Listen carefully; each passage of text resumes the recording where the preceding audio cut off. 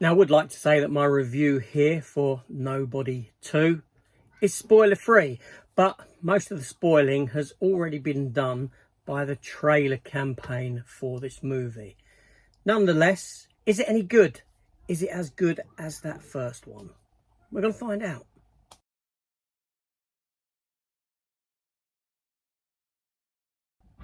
Nobody 2 comes at us directed by Timo Tjahjanto.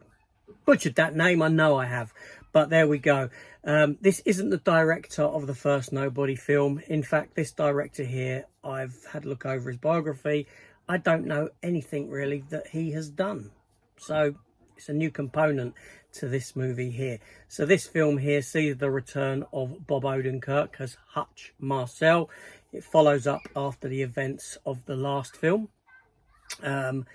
Hutch is living in a new house with his family, and the film pretty much starts exactly the same as that first film does, showing his day-to-day life.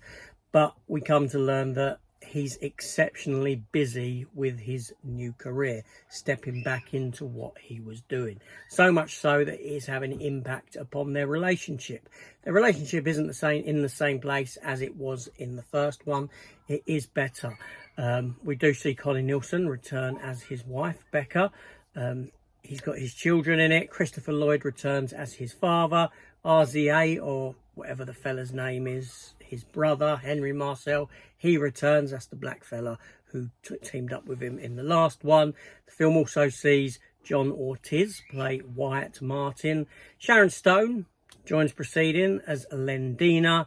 Colin Hanks, Tom Hanks' son, as Sheriff Abel, and Colin Salmon returns as the barber.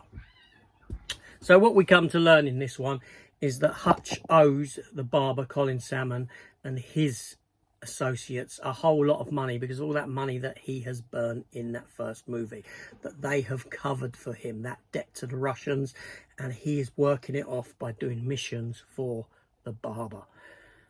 Only this is tiring him out. It's tiring his family out because he's never at home. Thus, they decide to take a vacation. They go on vacation to a place called Plummerville, which is a place that Hutch has been to as a child. His only memories of a vacation, the only vacation he was ever taken on, because his dad was there working a mission, Christopher Lloyd. The family will go there because he wants to recapture the memories of when he was a lad. And lo and behold, this is a bad town. It's corrupt, it's run by criminals, the sheriff is involved, and all this sort of thing. And that's the film, basically. It's pretty much exactly the same as that first movie, beat for beat. This is one of those sequels where you're given pretty much exactly the same film as that first film. Think Die Hard, Die Hard 2, that sort of a thing, which is a shame. Now, this film is fun, it's decent. It's not as good as the first Nobody movie. It's not as fresh. Yes, all the cast, all the talent within are on point. They're all very good. No one can be complained about, with maybe the exception of Sharon Stone hamming it up. You know, I didn't even realise it was her. I'll be honest. I had to look and thought, who is that woman? Let me have a look. Blimey, it's Sharon Stone. Seriously, she looks a whole lot different than what I used to know her as.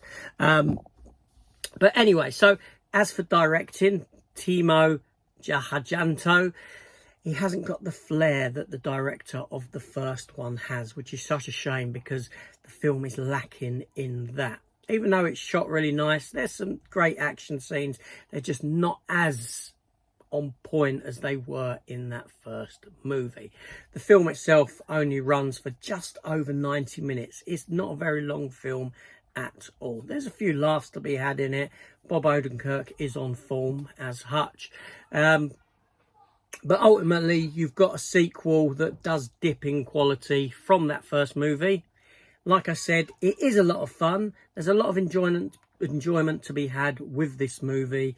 It just doesn't live up to that first one, which is a shame. But you can't win them all, can you? Certainly a film I will revisit, and I will enjoy revisiting because I really like that first movie.